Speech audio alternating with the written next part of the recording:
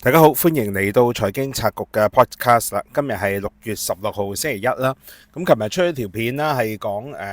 HKTV Mall 同埋京東咧，因為呢個網購競爭白熱化，咁兩者咧都不約而同出咗一個內地同香港同價嘅一個銷售策略。咁條片都得到大家歡迎啦。咁我見有唔少留言噶，咁亦都有啲朋友話，其實呢個同價嘅情況喺香港都出現咗好一段時間噶啦。咁但係我相信呢個都未必係全部嘅。如果唔係嘅話咧，香港零售商咧其實應該已經更加早要投降噶啦。咁亦都有朋友留言啦，話最近喺京東買咗個百家店，買咗個雪櫃，講緊呢比起香港咧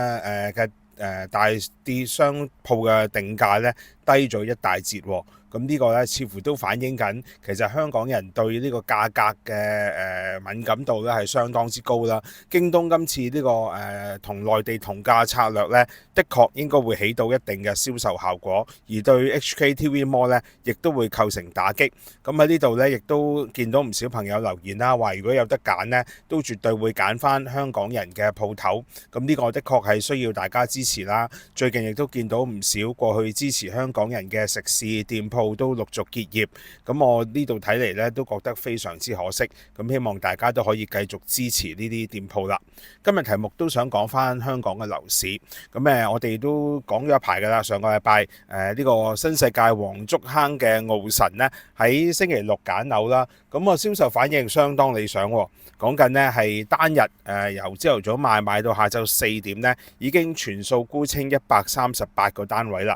講緊套現呢超過15億，而且呢亦都唔少呢係有大手客，所謂西餅客啦，買入2伙或者以上，咁涉及呢係75伙。咁講緊呢，其實佔咗首輪價單嘅比重呢係高達54%噶。咁由我見到譬如樓盤傳真嘅一啲博咪見到呢，唔少嘅買家呢都係講普通話啦，相信都係內地人士。咁呢個其實由最近新樓盤嘅銷售比例呢，一般計呢，其實都已經高達2成半到3成呢，都係內地買家姓名登記嘅人士㗎啦。咁而譬如新世界呢個新盤呢，可能佔比呢更加高達4-5成添。咁呢個都反映緊呢，內地客呢其實的確係對買香港物業呢，特別係如果價錢有一定折讓呢，都會相當大興趣。咁但係我哋留意今次傲神賣得咁好啦，咁但係新世界有冇乘勝追擊呢？佢有係加推新嘅價單啦，咁但係講緊嗰70幾伙嘅新價單呢，其實比起對上一輪嘅價單呢，提價呢係不足1%，講緊0.5%。咁呢個顯然見到呢，其實新世界呢亦都係希望盡快呢用一個低價促銷嘅策略，以一個黃竹坑港鐵站上蓋嘅樓盤，講緊2萬零蚊尺嘅價錢呢，的確係平絕該區嘅新樓盤市場，講緊係3-4年嚟呢最低嘅一個定價。咁呢個呢，無疑對二手市場嘅打擊呢，亦都會係相當之大。咁我留意到啦，有間評級機構咧係標準普爾啦，亦都發表咗相關嘅報告，講緊呢新世界咧以具競爭力嘅價錢推出呢個傲神呢，已經引起咗投資者關注啦。因為作為香港一間最大嘅發展商，出現流動性問題嘅時候呢，對本港已經供應過剩嘅地產市場呢，將會構成隱憂，並且可能會引發咧連鎖效應，既打擊咧買家嘅置業胃納，亦都影響到銀行嘅借貸意欲。咁根據標準普爾嘅講法啦，因為本港而家都仍然有大概係28,000個嘅空置單位咧有待售出，講緊其實就係貨尾啦。咁但係發展商仍然係繼續起緊新樓啊嘛，咁令到25同26年嘅供應數目咧係繼續高企喺超過2萬個單位樓上。而根據政府房屋局嘅報告咧，未來3-4年咧可供出售嘅一手樓咧，亦都高達超過107,000伙，呢個咧都係逼近咧近年嘅新高噶啦。咁顯然啦，就根據標普嘅講法咧，發展商會繼續將焦點咧放喺做好現金流管理啦，包括係以競爭力嘅價錢散貨，盡快咧係取回現金。而個別財務較弱嘅發展商咧，更加可能要抵押物業咧去尋求貸款㗎。咁標普預期啦，因為呢個樓市持續不振呢，會令到銀行嘅不良貸款呢由2024年底近2%呢，提高到未來2年最高去到2.5%。咁以未來個樓市嘅表現呢，相信因為發展商咁樣散貨呢，今年呢係有機會繼續下跌，大概係5到7%。咁呢個其實都反映緊個樓市呢去庫存以至係減價促銷嘅壓力呢，仍然未完㗎。大家留意而家嘅樓價比起舊年年底嘅時候呢，大概都係持平嘅，冇話係個整體樓價指數呢係再大跌。咁相信呢個同近日拆息回落對樓市有一定嘅剛性需求呢，以至係有好多人唔同講啦，公平過租嘅情況已經出現啦。咁所以呢係有利穩定咗個樓價。咁但係正如我早幾個月亦都提出過，今年我哋預期呢，因為聯儲局減息嘅機會仍然都係一半一半啦。今個星期基本上亦都未必會再減息。咁所以我之前亦都預計啦，今年嘅樓價跌幅呢會同2024年相若，大概都係5%。咁同標普嘅講法呢都係不謀而合。咁但係更重要就係因為發展商散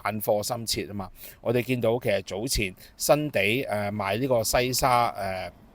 講緊士威斯啦，雖然銷情好理想，但係我哋一直見唔到呢新地有提價嘅跡象。呢個同過去呢，如果一手樓賣得好，發展商呢普遍喺第二張價單呢已經會加價5%，甚至有啲進取啲會加價1成。咁但係我哋而家見到啦，無論係士威斯，以至係而家新世界嘅黃竹坑傲神呢，都係冇一個提價嘅動作，仍然都係維持呢以原價嘅情況呢係盡快套現，希望可以減價促銷。咁呢個對成個樓市特別係二手市場嗰個壓力呢，顯然就越嚟越大。而一啲冇咁具實力嘅發展商呢，影響亦都係非常之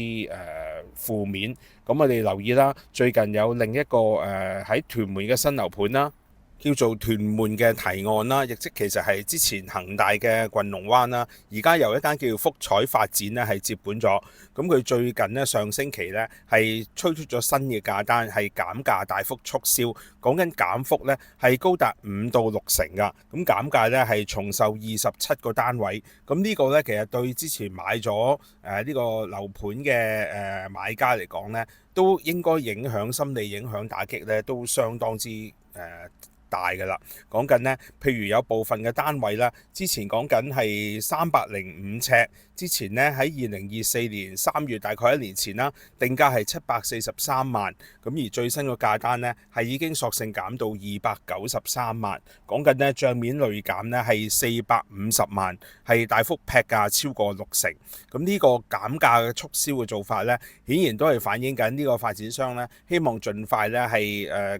推售埋，趁住樓市仍然有一啲購買力嘅時候呢，盡快劈價係賣埋手頭嘅單位，將資金呢係盡快套現。咁但係呢個劈價6成嘅動作，講緊5-6成嘅減價幅度呢，對已經買咗呢個樓盤嘅買家嚟講呢，無疑就係一個極大嘅負面打擊啦。幾乎呢唔單止係即刻變負資產啦，甚至乎會唔會出現一啲情況係銀行會要求 call loan 呢？因為個減幅實在太驚人啊嘛。如果你做咗一個按揭，可能係做緊8-9成甚至9成半嘅，咁呢個其實已經係出現一個嚴重嘅帳面虧損㗎啦。銀行方面會唔會對呢個物業貸款係持一定嘅負面，甚至係要求增加抵押？咁呢啲呢，其實都唔排除有咁嘅可能㗎。咁當然呢個提案係因為之前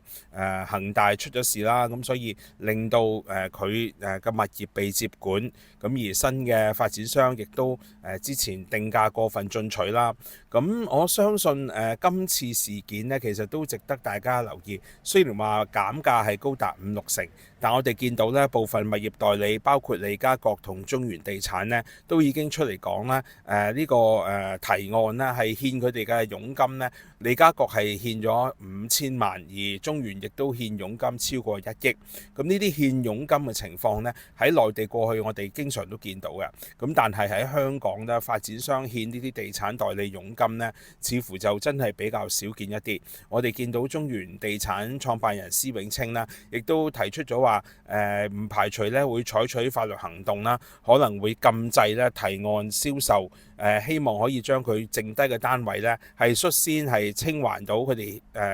獻咗嘅佣金。咁呢個咧對可能會買提案嘅買家嚟講咧，無疑就係有好大嘅法律風險啦。因為如果你買咗單位俾咗錢，咁但係最終單位因為法庭嘅禁令而唔能夠交付，咁結果咧可能會令到自己咧係蒙上損失㗎。咁買家咧喺入市前咧必須要留意清楚，亦都係要諮詢咧相關嘅法律意見，同埋銀行貸款方面咧，亦都要做足功課。咁呢度講開樓市咧，其實我哋都留意頭先講新世界咧，最近市場焦點咧，當然都係佢嗰個銀團貸款再融資係咪講緊咧係真係可以完成晒成個融資嘅計劃。咁但係我留意到啦，雖然話而家最新消息咧講緊已經有87%嘅銀行咧係已經承諾係進行咗呢個800幾億嘅875億嘅再融資計劃。咁但係最新彭博嘅報導咧講緊咧銀行原來喺呢個再融資嘅條款上咧有一個都幾辣手嘅條款㗎，就係要求咧係所有100%嘅銀行咧都之前參與再融資嘅銀行咧都需要係承諾係參與，否則咧成個交易就會告吹。而最後限期咧係講緊今個月底6月30號，講緊咧仲有大概半個月嘅時間。如果呢有嘅銀行咧係唔願意參與呢個再融資計劃咧，就所有抵押品咧將會被解壓，而銀行之前承諾咧亦都會被撤銷。講緊咧呢個其實嗰個影響會相當之大，因為而家以大概半個月嘅時間，剩低仲有大概13%銀行未承諾係參與呢個再融資，而當中相信唔少咧，其實係一啲外資銀行。咁如果一旦咧係佢哋唔願意參與，冇辦法達到呢個100%嘅支持嘅要求咧，其實可能呢啲部分銀行咧可能會即刻要求新世界咧償還係現有嘅貸款㗎。咁而部分嘅抵押品會唔會因此而被沒收咧，亦都係影響相當之大。呢度亦都可以解釋到咧點解係特區政府以至係金融管理局咧對今次新世界嘅再融資係咁上心，甚至乎金管局不惜係冒上呢個道德風險咧，都會做一個口頭嘅干預，係要求咧唔參與呢個再融資貸款嘅銀行咧係做一個解釋。顯然咧亦都係俾壓力呢啲銀行，希望可以盡量咧做到100%咧係全部銀行都會參與，避免新世界咧因為咁而出現違約。喺星期一當日咧，其實新世界咧有一筆嘅貸款，講緊大概係505萬美元嘅債券咧已經到期㗎啦。咁當然呢度債券到期仍然都大概有1個禮拜或者2個禮拜嘅一個限期啦。咁但係如果佢唔能夠對付到嘅話咧，其實新世界已經係技術上出現違約㗎啦。因為呢個債券咧就唔同之前嘅永續債，係一個有限期嘅債券。咁呢個對新世界嚟講咧，可能會係另一個嘅負面影響。咁到底新世界會唔會因為咁樣而違約，進而係令到嗰800幾億、875億嘅再融資係告吹，令到新世界出現一個所謂雷曼嘅時刻，最終係變成係倒閉啦，或者係因為違約而出現連串嘅連鎖效應，影響到成個香港嘅樓市咧，以至係成個整體經濟，甚至係銀行體系咧，都係好值得大家關注住。咁亦都會繼續咧同大家跟進呢個報導。咁今日時間講到呢度，希望未訂閱呢個頻道嘅朋友可以 like、share、subscribe。我哋聽日再會。